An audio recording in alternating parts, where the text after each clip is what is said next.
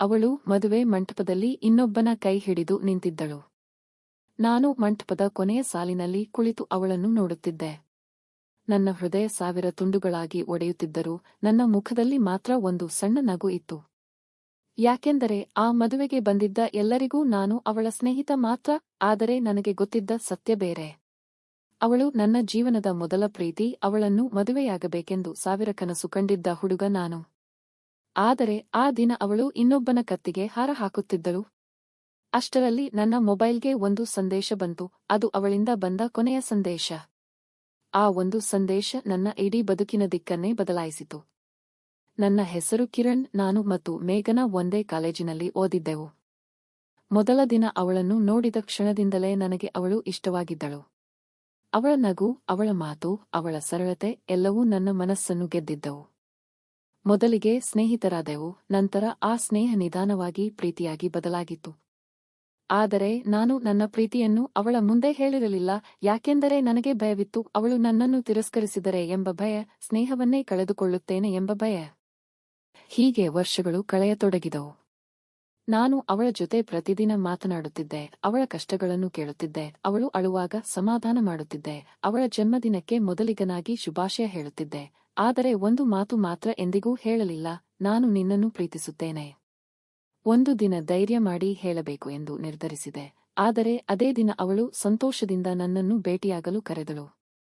Coffee ಅಂಗಡಿಯಲ್ಲಿ ಕುಳಿತಿದ್ದ ಅವಳ ಮುಖದಲ್ಲಿ ವಿಚಿತ್ರವಾದ ಹೊಳಪು ಇತ್ತು. ಕಿರಣ್, ಒಂದು ಗುಡ್ ನ್ಯೂಸ್ ಇದೆ ಎಂದು ಹೇಳಿದಳು.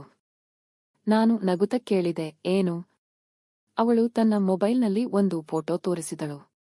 ಇವರು ಅರವಿಂದ್, ನಮ್ಮ ಮನೆಯವರು ನೋಡಿದ ಹುಡುಗ. ನಿಶ್ಚಿತಾರ್ಥ ಆಗಿದೆ ಎಂದಳು. ಆ ಕ್ಷಣದಲ್ಲಿ ನನ್ನ ಜಗತ್ತೇ ನಿಂತಂತಾಯಿತು. ಆದರೆ ನಾನು ನಗುತ್ತಲೇ ಹೇಳಿದೆ, ಅಭಿನಂದನೆಗಳು.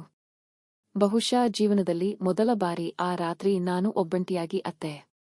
ಯಾಕೆಂದರೆ ನಾನು ಕಳೆದುಕೊಂಡದ್ದು ಒಬ್ಬ ಹುಡುಗಿಯನ್ನು ಅಲ್ಲ, ಹೇಳದೆ ಉಳಿದ ಒಂದು ಪ್ರೀತಿಯನ್ನು. ಅದರ ನಂತರ ನಾನು ಮೇಘನಾದಿಂದ ಸ್ವಲ್ಪ ದೂರವಾಗಲು ಪ್ರಯತ್ನಿಸಿದೆ. ಆದರೆ ಅವಳು ಮಾತ್ರ ಎಂದಿನಂತೆ ಮಾತನಾಡುತ್ತಿದ್ದಳು. ಅವಳಿಗೆ ನನ್ನ ಮನಸ್ಸಿನೊಳಗೆ ಏನು ನಡೆಯುತ್ತಿದೆ ಎಂಬುದು ಗೊತ್ತಿರಲಿಲ್ಲ. ಮದುವೆ ದಿನ ಹತ್ತಿರ ಬರುತ್ತಿತ್ತು. ಪ್ರತಿದಿನವೂ ನನಗೆ ಒಂದು ಯುಗದಂತೆ ಅನಿಸುತ್ತಿತ್ತು. ಕೊನೆಗೆ ಆ ದಿನ ಬಂತು, ಅವಳ ಮದುವೆ. ಮಂಟಪದಲ್ಲಿ ಕುಳಿತಿದ್ದ ನಾನು ನನ್ನ ಭಾವನೆಗಳನ್ನು ಮರೆಮಾಚಲು ಪ್ರಯತ್ನಿಸುತ್ತಿದ್ದೆ. ಅಷ್ಟರಲ್ಲಿ ಅವಳ ಸಂದೇಶ ಬಂತು: ಮದುವೆ ಮುಗಿಯುವ ಮೊದಲು ಒಮ್ಮೆ ನನ್ನನ್ನು ಭೇಟಿಯಾಗು. ನನ್ನ ಹೃದಯ ಜೋರಾಗಿ ಬಡಿತ ಆರಂಭಿಸಿತು. ಯಾಕೆ? ಈಗ ಏನು ಹೇಳಲು ಬಯಸುತ್ತಿದ್ದಾಳೆ?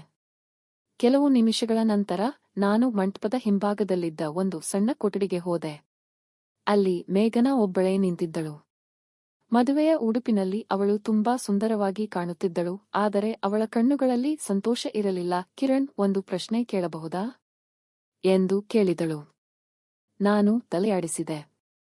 ನೀನು ನನ್ನಿಂದ ಏನಾದರೂ ಮರೆಮಾಚುತ್ತಿದ್ದೀಯಾ? ನನ್ನ ಹೃದಯ ಬಡಿತ ಇನ್ನಷ್ಟು ಹೆಚ್ಚಾಯಿತು. ಇಲ್ಲ ಎಂದೆ. ಅವಳು ನೇರವಾಗಿ ನನ್ನ ಕಣ್ಣಲ್ಲಿ ನೋಡಿದಳು. ಸುಳ್ಳು. ನಾನು ಮೌನವಾಗಿದ್ದೆ. ಅವಳು ನಿಧಾನವಾಗಿ ಹೇಳಿದಳು, ನೀನು ನನ್ನನ್ನು ಪ್ರೀತಿಸುತ್ತಿದ್ದೀಯಾ? ಆ ಒಂದು ಪ್ರಶ್ನೆ ಕೇಳಿದ ಕ್ಷಣಕ್ಕೆ ನನ್ನೊಳಗಿನ ಎಲ್ಲಾ ಗೋಡೆಗಳು ಕುಸಿದು ಬಿದ್ದವು. ವರ್ಷಗಳಿಂದ ಮರೆಮಾಚಿದ್ದ ಭಾವನೆಗಳು ಕಣ್ಣೀರಾಗಿ ಹೊರಬಂದವು. ನಾನು ಉತ್ತರಿಸಲಿಲ್ಲ. ಆದರೆ ನನ್ನ ಕಣ್ಣುಗಳು ಎಲ್ಲವನ್ನೂ ಹೇಳಿದ್ದವು. ಮೇಘನಾಳ ಕಣ್ಣುಗಳಲ್ಲೂ ನೀರು ತುಂಬಿತು. ನನಗೆ ಗೊತ್ತಿತ್ತು ಎಂದಳು. ನಾನು ಬೆಚ್ಚಿಬಿದ್ದೆ. ಗೊತ್ತಿತ್ತಾ? ಅವಳು ತಲೆಯಾಡಿಸಿದಳು. ಬಹಳ ದಿನಗಳಿಂದ. ನನ್ನ ಉಸಿರು ನಿಂತಂತಾಯಿತು. ಹಾಗಿದ್ದರೆ? ಅವಳು ದುಃಖದಿಂದ ನಕ್ಕಳು. ನೀನು ಯಾವತ್ತೂ ಹೇಳಲಿಲ್ಲ ಕಿರಣ್. ಆ ಮಾತು ನನ್ನ ಹೃದಯಕ್ಕೆ ಚೂರಿಯಂತೆ ಚುಚ್ಚಿತು. ಕೆಲವೊಮ್ಮೆ ಜೀವನದಲ್ಲಿ ಸೋಲಿಸುವುದು ಪರಿಸ್ಥಿತಿ ಅಲ್ಲ, ನಮ್ಮ ಮೌನ. ಆದರೆ ಕತೆ ಅಲ್ಲೇ ಮುಗಿಯಲಿಲ್ಲ. ಮುಂದಿನ ಕ್ಷಣದಲ್ಲಿ ಮೇಘನಾ ಹೇಳಿದ ಮಾತು ನನ್ನನ್ನು ಮತ್ತೊಮ್ಮೆ ಬೆಚ್ಚಿ ಬೀಳಿಸಿತು. ನಾನು ನಿನ್ನನ್ನು ಇಷ್ಟಪಟ್ಟಿದ್ದೆ. ನಾನು ನಿಶ್ಚಲನಾದೆ. ಅವಳು ಕಣ್ಣೀರು ಒರೆಸಿಕೊಂಡಳು. ಕಾಲೇಜಿನಲ್ಲಿ ಇದ್ದಾಗಲೇ ನನ್ನ ಕಾಲಡಿ ನೆಲವೇ ಕದಡಿದಂತಾಯಿತು. ಇಷ್ಟು ವರ್ಷಗಳಿಂದ ನಾನು ಕೇಳಲು ಬಯಸಿದ್ದ ಮಾತು ಅದಾಗಿತ್ತು. ಆದರೆ ಕೇಳಲು ತಡವಾಗಿತ್ತು, ತುಂಬಾ ತಡವಾಗಿತ್ತು. ಆದರೆ ನೀನು ಯಾವತ್ತೂ ಹೇಳಲಿಲ್ಲ ಎಂದೆ. ಅವಳ ಧ್ವನಿ ನಡುಗುತ್ತಿತ್ತು. ಒಂದು ದಿನ ನೀನು ಹೇಳುತ್ತೀಯೆ ಎಂದು ನಾನು ಕಾಯುತ್ತಿದ್ದೆ. ನನ್ನ ಕಣ್ಣುಗಳು ತೇವಗೊಂಡವು. ಆ ಕೊಠಡಿಯಲ್ಲಿ ಕೆಲ ಕ್ಷಣಗಳ ಕಾಲ ಮೌನ ಮಾತ್ರ ಇತ್ತು. ಇಬ್ಬರೂ ಒಬ್ಬರನ್ನೊಬ್ಬರು ನೋಡುತ್ತಿದ್ದೆವು. ಒಂದೇ ಸಮಯದಲ್ಲಿ ಒಬ್ಬರನ್ನೊಬ್ಬರು ಪ್ರೀತಿಸಿದ್ದ ಇಬ್ಬರು, ಆದರೆ ಸಮಯವನ್ನು ಕಳೆದುಕೊಂಡ ಇಬ್ಬರು. ನಂತರ ಅವಳು ನಿಧಾನವಾಗಿ ಈಗ ಎಲ್ಲವೂ ಮುಗಿದಿದೆ. ನಾನು ತಲೆ ತಗ್ಗಿಸಿದೆ.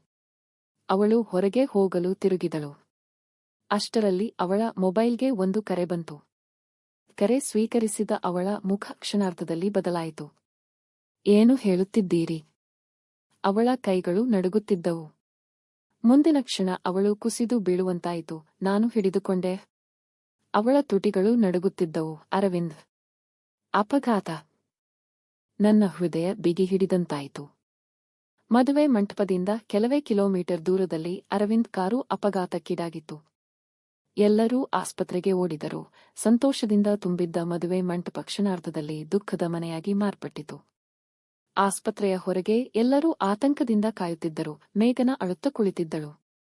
ಆ ಕ್ಷಣದಲ್ಲಿ ನನಗೆ ಒಂದು ಸತ್ಯ ಅರ್ಥವಾಯಿತು. ಅವಳು ನನ್ನನ್ನು ಒಮ್ಮೆ ಪ್ರೀತಿಸಿದ್ದಿರಬಹುದು, ಆದರೆ ಇಂದು ಅವಳ ಹೃದಯ ಅರವಿಂದ್ಗಾಗಿ ತಡಕಾಡುತ್ತಿತ್ತು. ಅವಳ ಕಣ್ಣೀರು ಯಾರಿಗಾಗಿ ಹರಿಯುತ್ತಿದೆಯೋ ಅವನೇ ಅವಳ ನಿಜವಾದ ಪ್ರೀತಿ. ಕೆಲವು ಗಂಟೆಗಳ ನಂತರ ವೈದ್ಯರು ಹೊರಬಂದರು. ಅರವಿಂದ್ ಅಪಾಯದಿಂದ ಪಾರಾಗಿದ್ದ. ಎಲ್ಲರೂ ನೆಮ್ಮದಿಯ ಉಸಿರು ಬಿಟ್ಟರು. ಮೇಘನ ಸಂತೋಷದಿಂದ ಅತ್ತಳು.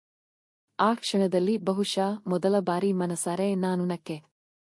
ಯಾಕೆಂದರೆ ನಾನು ಒಂದು ವಿಷಯ ಅರಿತುಕೊಂಡಿದ್ದೆ. ನಿಜವಾದ ಪ್ರೀತಿ ಎಂದರೆ ಪಡೆಯುವುದು ಅಲ್ಲ, ಅವರ ಸಂತೋಷದಲ್ಲಿ ನಮ್ಮ ಸಂತೋಷವನ್ನು ಕಂಡುಕೊಳ್ಳುವುದು. ಕೆಲವು ತಿಂಗಳ ನಂತರ ಮೇಘನ ಮತ್ತು ಅರವಿಂದ್ ಮದುವೆಯಾದರು. ಈ ಬಾರಿ ನಾನು ಮಂಟಪದ ಕೊನೆಯ ಸಾಲಿನಲ್ಲಿ ಇರಲಿಲ್ಲ, ವೇದಿಕೆಯ ಮೇಲೆಯೇ ನಿಂತಿದ್ದೆ, ವರನ ಸ್ನೇಹಿತನಾಗಿ. ಮದುವೆ ಮುಗಿದ ನಂತರ ಮೇಘನ ನನ್ನ ಬಳಿ ಬಂದಳು. ನನ್ನ ಮೇಲೆ ಕೋಪ ಇದೆಯಾ ಎಂದು ಕೇಳಿದಳು. ನಾನು ನಗುತ್ತಾ ತಲೆಯಾಡಿಸಿದೆ. ಇಲ್ಲ, ಯಾಕೆ ಎಂದು ಕೇಳಿದಳು. ನಾನು ಸ್ವಲ್ಪ ಹೊತ್ತು ಆಕಾಶದತ್ತ ನೋಡಿದೆ. ಯಾಕೆಂದರೆ ಕೆಲವು ಜನರು ನಮ್ಮ ಜೀವನಕ್ಕೆ ಜೊತೆಯಾಗಲು ಬರುವುದಿಲ್ಲ, ನಮ್ಮನ್ನು ಉತ್ತಮ ಮನುಷ್ಯರನ್ನಾಗಿಸಲು ಬರುತ್ತಾರೆ. ಅವಳ ಕಣ್ಣುಗಳು ತೇವಗೊಂಡವು. ಅವಳು ಏನೂ ಮಾತನಾಡಲಿಲ್ಲ, ಕೇವಲ ನಕ್ಕಳು.